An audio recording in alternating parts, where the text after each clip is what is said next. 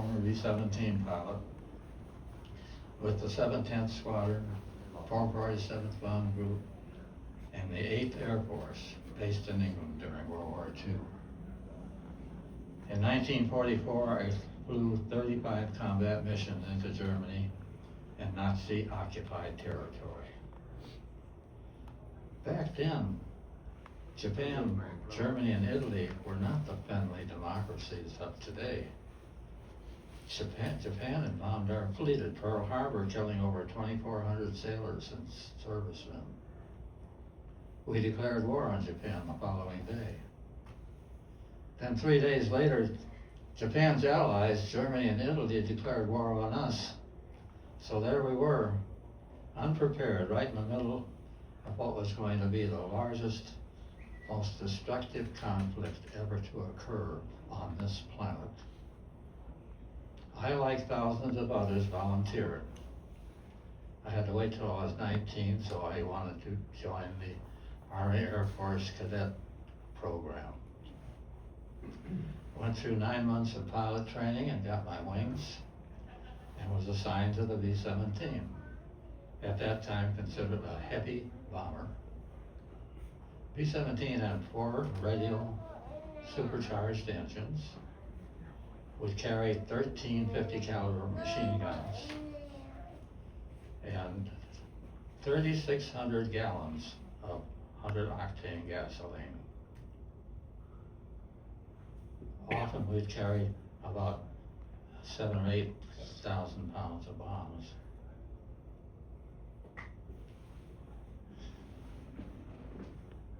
The crew of 10 had your navigator and bombardier in the nose, the 2 pilots up on top, behind them the top turret gunner. On past the bomb bay where bombs were shackled was the radio man.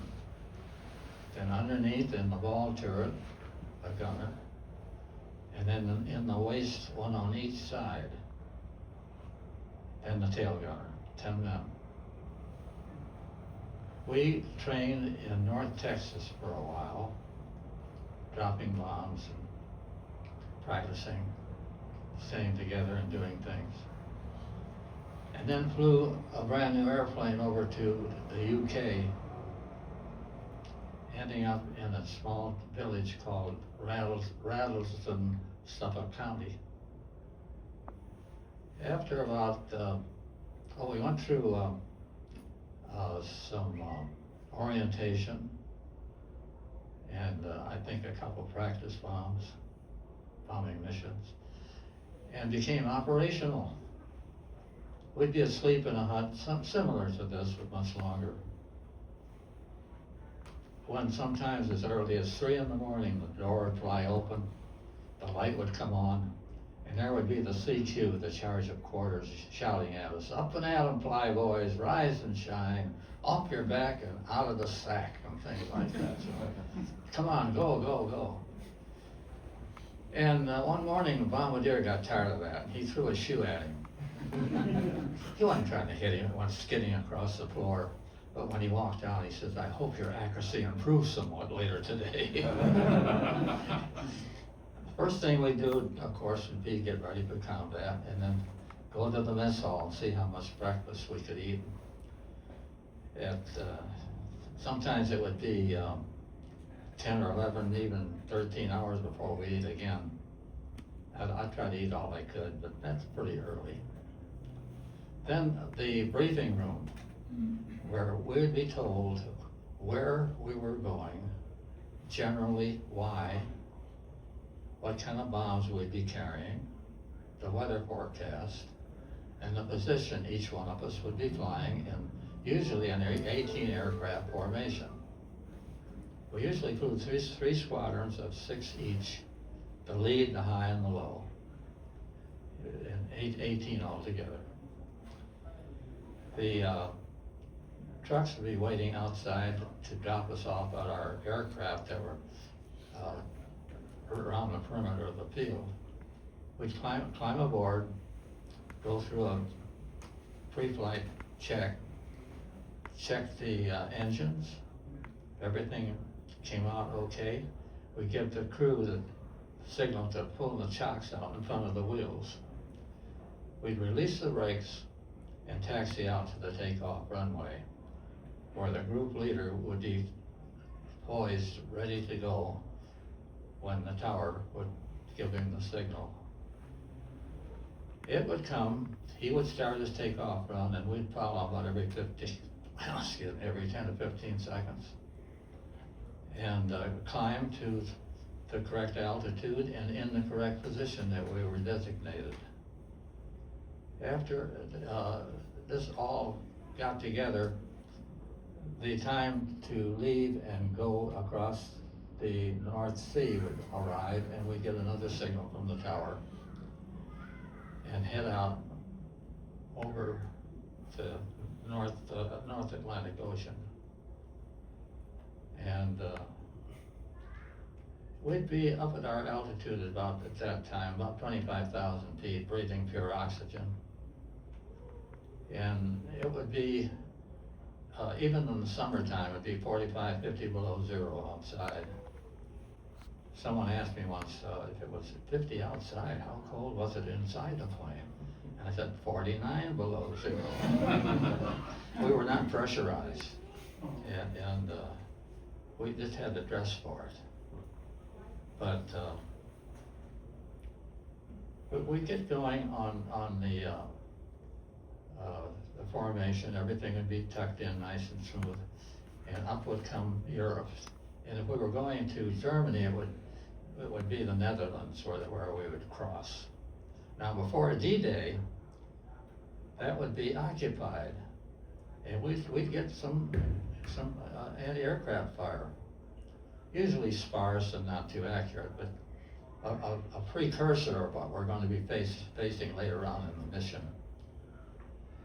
The lead navigator had spots marked on his map called charted black, where anti-aircraft fire had been previously reported, and it's up to him to keep us from going over those spots again. The Germans call their guns Fliegerabwehrkanonen, which means anti-aircraft cannon. And someone cleverly got FLAK out of that, and a new word was formed. So to us, everything was black. The explosions, the guns, the pieces of steel that came through the plane, and everything was black. It was easy word to say, not a very good word though. On we would go towards the target, never quite aiming where we were going because the Germans were watching. We didn't want them to know where we were going. No talk over the airways unless it was the lead pilot. When we would reach a location called the IP, the initial point, we would know because the lead squadron would change course, and for the first time, heading towards the target. Now, he'd been flying on autopilot all this time, and he switches the control of the autopilot to the bomb site that his bombardier would be using, the Norden bomb site. And so, even back 51, 52 years ago, 81, 82 years ago, it was pretty advanced. Now he's looking in the bomb site and turning wheels to get his crosshairs on the target. And when he changes the course on the direction, that signal will go to the aircraft through the bomb site, and it'll change course and pick up the corrected course.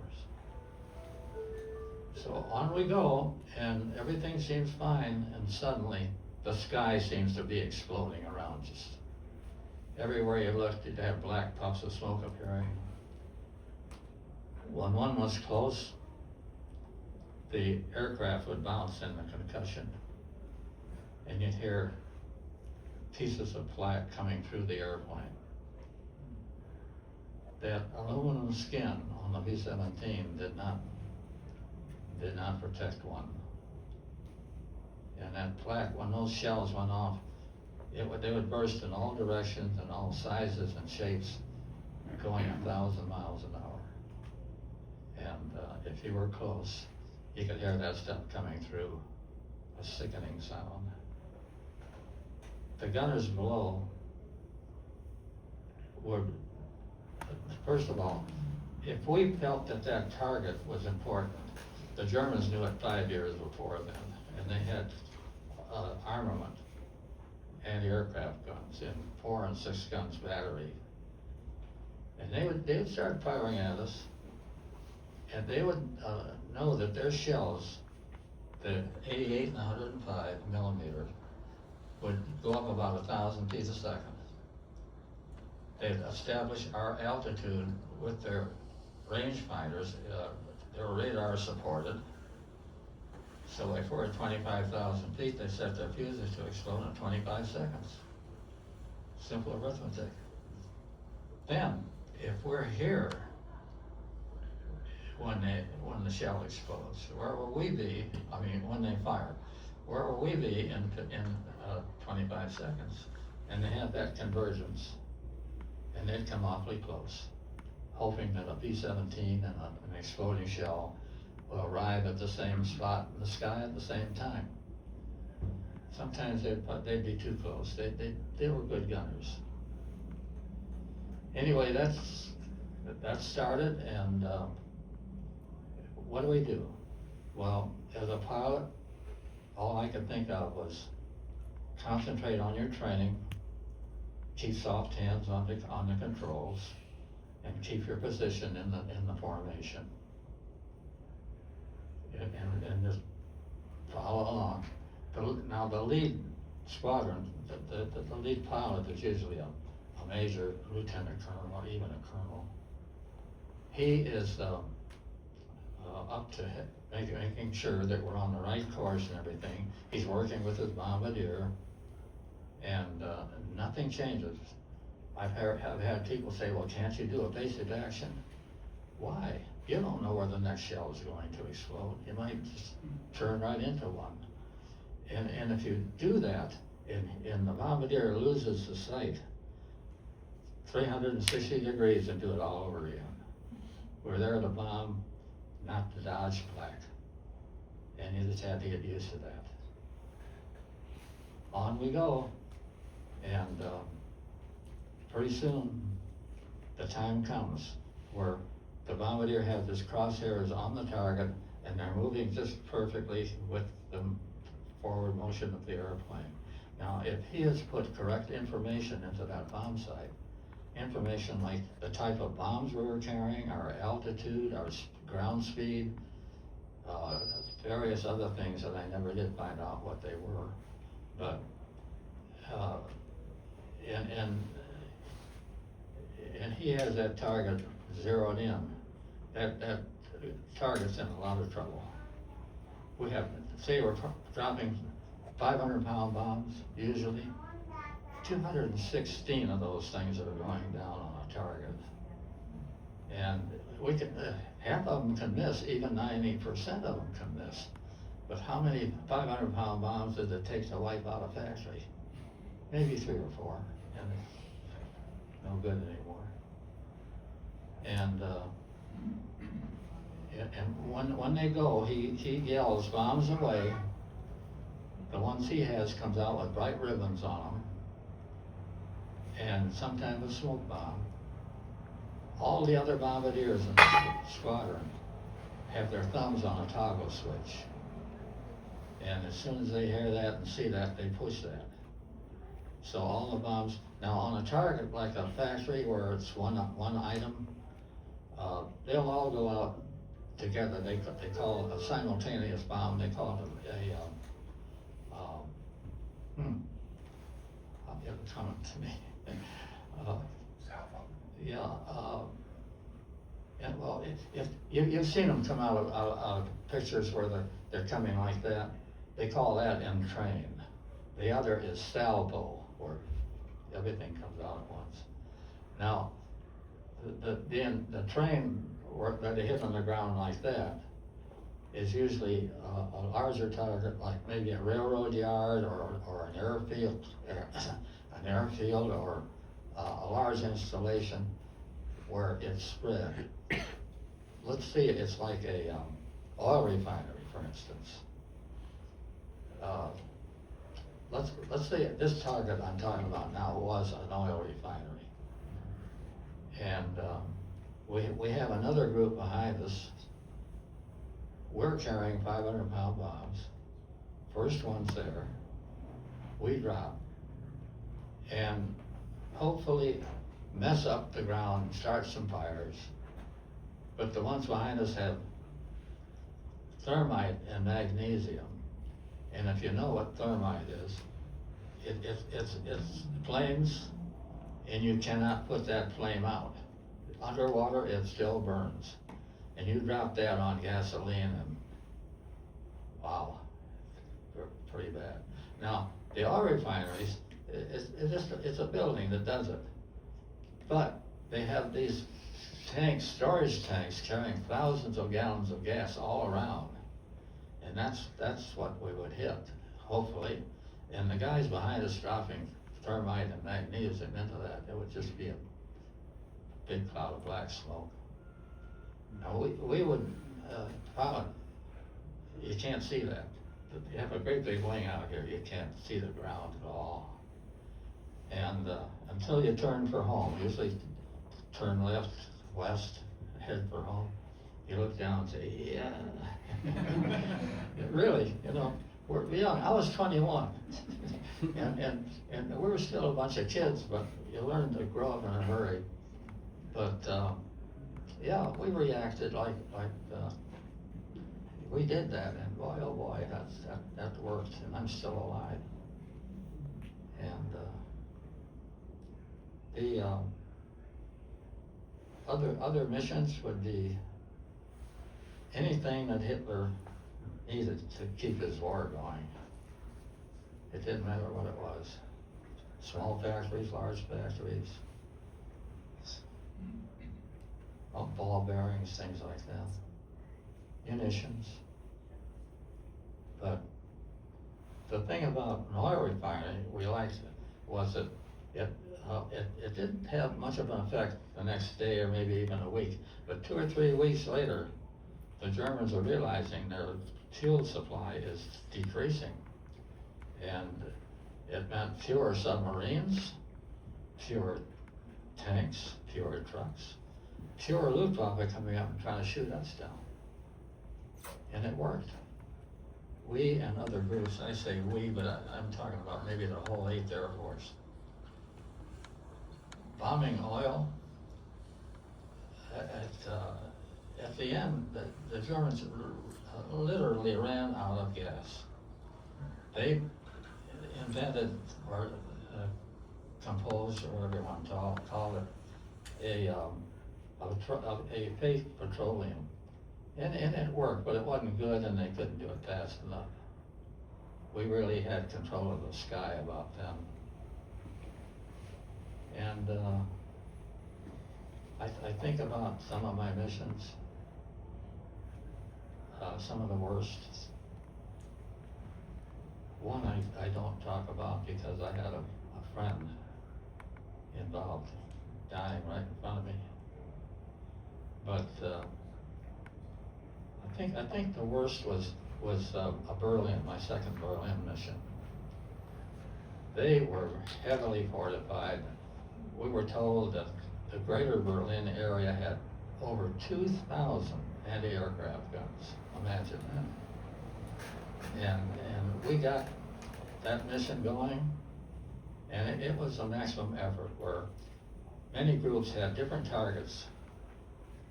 And when our time came up to go down the bomb run, the sky was gray from shells exploding. And you just look up ahead. I wasn't flying at the time, and I saw 3 of our planes going down in spins. And right away you want to say, gee, is that going to be me? But you say, no. This is not the time to get scared. And we were under fire for almost a half hour. We, everybody. And we knew we were getting hit. You could hear that stuff coming through the plane. And it got so bad that sometimes I'd feel myself wince. I'd go like that, expecting a piece to hit me. And when we got home and landed, we counted the holes in the plane. Got tired of counting at 300 holes in that airplane. And not little pinpricks either, pretty good holes. You couldn't tell from flying it, nothing vital had been hit, none of the crew had been hurt. Wonderful airplane. But the rest of some of the other squadrons and bomb groups had it pretty tough. I don't know. They said it was 48 of us were shot down. Then that figure went to 28 because they didn't want to print and let the people back home know that 48 planes got shot down and 28's bad enough. That's my only feeling about it. But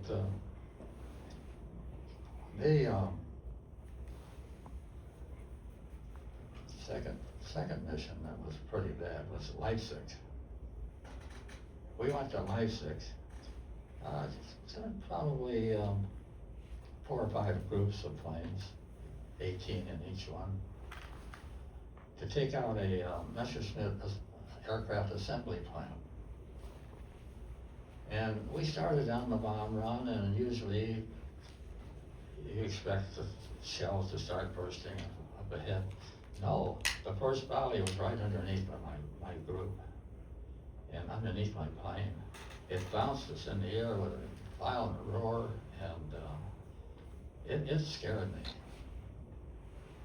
And I thought about it, and I couldn't shake it. I just got scared.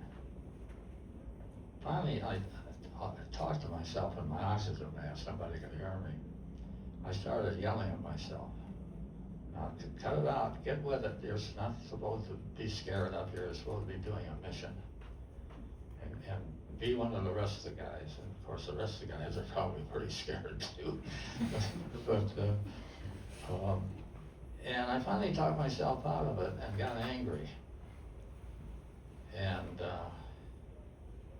a shell burst in front of us, probably, maybe 200 feet away, but a little high, 11 o'clock, a little high. And a couple of pieces of the flak came through the nose. And I leaned on and said, "You missed me!" and I knew that yelling at him wasn't going to change the war, but you get tired of feeling like a wood duck in a carnival shooting gallery. It's another thing. You want to throw something at these guys down there. But finally, I thought about it, and the burst was right underneath the ball turret and the radio operator, and it went like this: pilot the ball over. You okay, Art? Yeah, but can you be a little more careful up there? and then the radio operator said, "I'm okay too, in case anyone's interested." They're cracking jokes and we're getting shot at. Can you imagine that? But the people say, "Well, how many fighter aircraft did you have to put up with?" Well, by that time, we were increasing our fighter corps. We had T-38s, P-47s, and then the T-51 came in. And it's changed a lot of things. Getting escorted to longer distances. See, I'll go back a little bit. When they increased the bomber forces, they found out that if we flew a lighter load, we could go further into Germany. So, and still have a lot of action going on because there are a lot more airplanes. And so that's what they did. But the fighters could not go with us. Their range was much shorter. Even with the auxiliary wing tanks, they couldn't take us all the way in and wait till we bombed and then come back again. They'd run out of fuel. So Jimmy Doolittle came over, General Doolittle, and said, you know, this escort thing might have been pretty good, but he said, you've got a P-47 with 8 50 caliber machine guns. The 51 has 6. Get those 2 planes out early and strafe those airfields before those Germans can come up. Destroy their airplanes. And it worked. Got no more fighter attacks, at least we didn't. I remember one, though, where the Germans must have thought we were rather stupid. But when we had escort, let's say the P-51, with an inline engine and a pointed nose, they'd be up above about 500 feet or so, and they'd have to S back and forth to stay with us because we're going 150 miles an hour and they can't go that slow. So their speed would have to be taken care of by S-ing back and forth. The Germans this day had about 24 Me-109s, similar to the ones at the entrance of the building here. And they have a pointed spinner because they have an inline engine. That's the only thing you can recognize that are the same. They thought we would think that they were P-51s, so they got up there and started this thing. and we just tucked in a little closer and let them know that we knew. They went on up ahead. And here again, I was watching at the time. I was resting. I watched them, and I noticed way up ahead I saw flashes of sunlight, like reflections. And what they were doing were turning and coming at us head on, 2 at a time, with 20mm cannon going off. And the rate of closure was so fast that our chin turret didn't have time to shoot. And not many of them did, I don't think. They took out 1 plane in the low squadron, and then went on, and then didn't come back. So when we were asked about that by the debriefing people, it was the same question that was asked to the bomb groups before us. When they attacked, did they come back and engage, or did they just keep going? And at that time, maybe a month before, they said, yeah, they came back in 5 minutes, we had to fight them off. But in our case, they disappeared, which, putting it together, they're losing fuel. They're saving fuel. Except for one guy, and he was out there probably 1,000 yards, going along with us. We're here and he's going along like that. And he's thinking, I'm gonna take that B-17 out and go home a hero. Now we're in the worst spot. We're at the high squadron on number 6 out here. And even though we're part of the formation, we would be the first ones for him to probably attack, which he did. He came out, and my waist gunner said, we got a bogey out here looking at us. I said, well, keep an eye on him. He said, well, here he comes. And evidently he turned in and came in, and just about when he was getting on this is called a pursuit curve, when you get where guns bearing position, we have one advantage. Our 50 caliber machine guns will fire 600 yards. His 20mm cannon, 300 yards. So we can burst off at him before he can at us. And number 2 in the squadron was also ready to fire at him. And we did, just short bursts. And he, instead of continuing, either he was hit or decided, maybe I better do this tomorrow. But he got right about here, and instead of taking advantage of this and getting out of there, he made a big mistake. He went inverted and went underneath. Even though we're pulling away like that, the waist gunners said, Art, 7 o'clock low. And Art swung around and put 2 bursts into him as he was going away. About 24 rounds of 50 caliber machine gun shells. And he said that Art kept an eye on him then. We can't see any of this. We're up flying the airplane. And he said he went down and righted and came up, straight up, stalled out, and spun all the way down. So it looks like he hit the pilot. He said the plane was smoking. It wasn't on fire yet, but he put in for a kill, as well as these 2 gunners up above in number 2. So they gave him a half and them a quarter each. You know, we laugh about killing a man, but he was trying to kill 10 of us, and that's the way it was.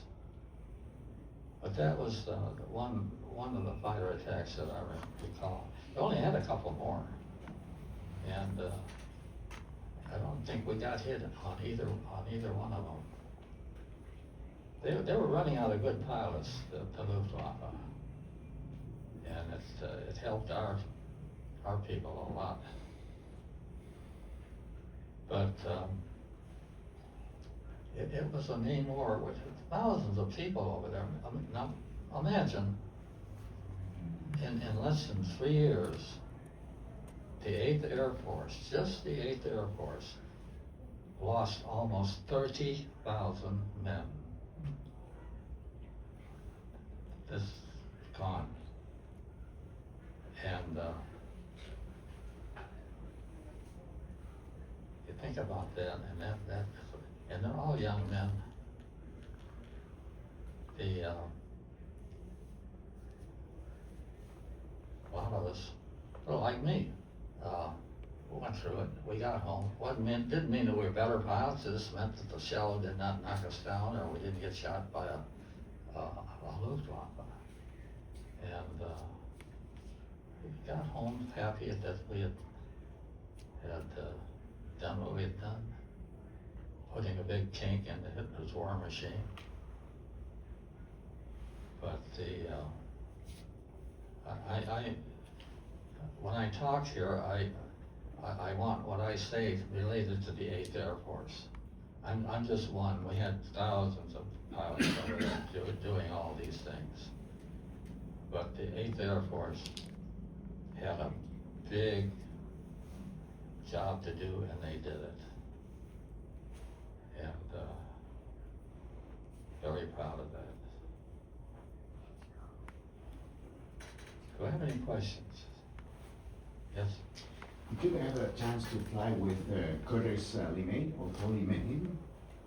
He was, I think, he played a really big role, especially in the B17 in the war. I'm not sure if you recall him. Curtis, I think it was Colonel Curtis LeMay. Curtis LeMay. He had a major part in the B17 war.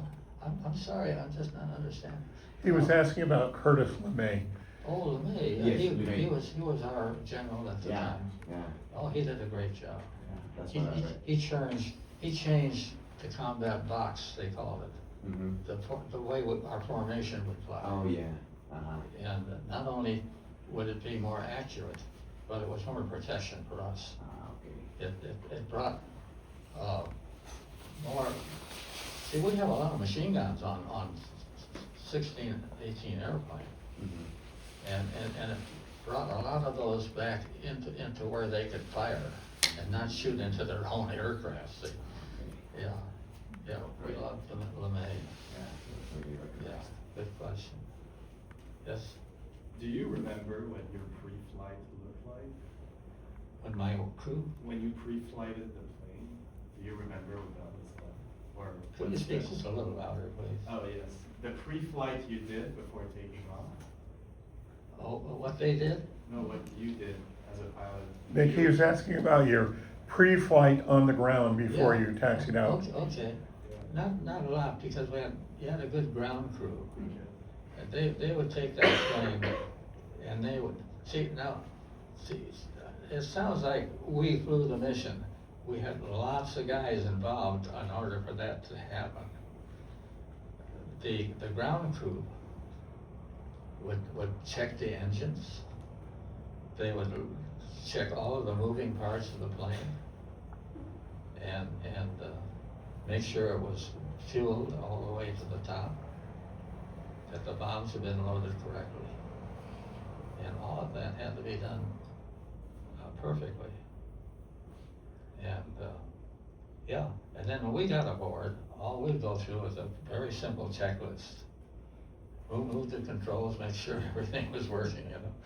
And the engines were important. We would check the magnetos on the engines. And if it dropped, if one of them would drop too far below when you checked it, a revolutionary movement in RPMs, then that plane did not fly. But it never happened. And but it was pretty much relying on the ground crew. And then when we would start the engines, one would be out there with what's called a putt-putter, which is a generator, and the other would have a big fire extinguisher. And you'd go like that, number one, and they'd move to number one engine, and you and the co-pilot would start it up, and it would catch fire right away, because they were still even a little bit warm from the pre-flight. And so everything worked out real well. Everybody worked together, and all we did was deliver the goods. But there were so many guys that had to do their job before we did. Dick, during the pre-flight, the ground crew, would they actually run the engines up before you ever came out to the plane? Yes. Got it. Yeah. They'll check the magnetos also. But magnetos are your spark plugs, and they had to be perfect. So that's why everybody was interested in making sure they were going to be okay. Because you got 9 cylinders, and if one of them cuts out, the engine's no good anymore. Yes? Did you ever encounter any of their jet craft on any of your missions? ME-262 or? Well, B-52 was. No, the Messerschmitt 262. Oh, no, yeah. Did you encounter any of their jet aircraft towards the end of the war? No. No, okay.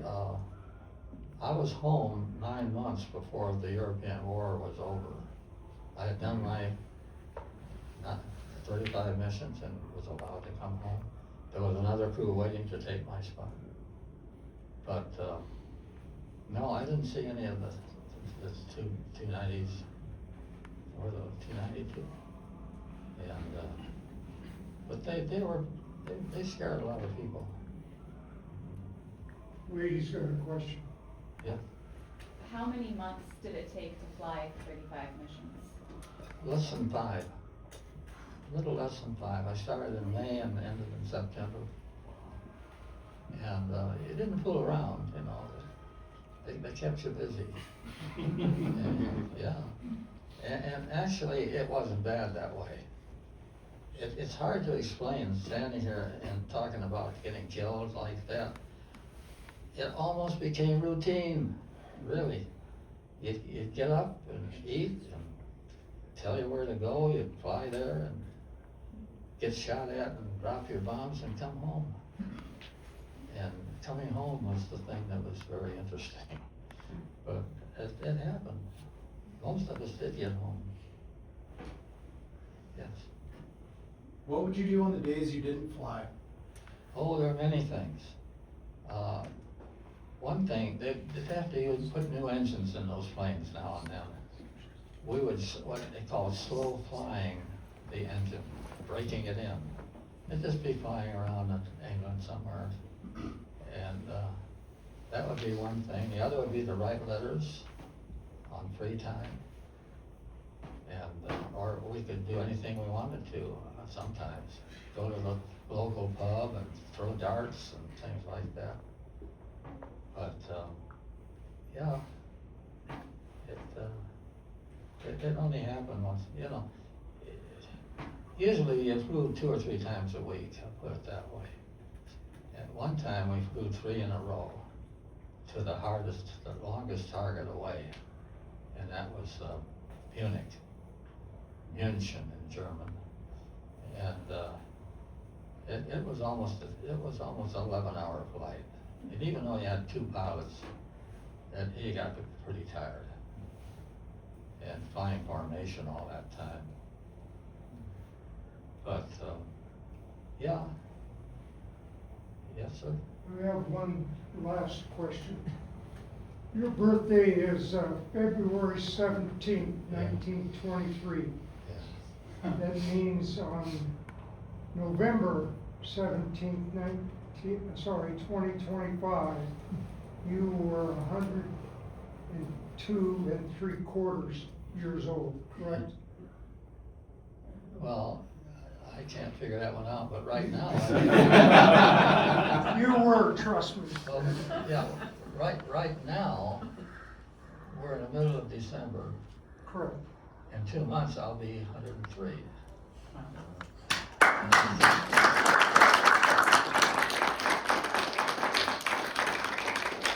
So I blame any hesitation or mistake on age.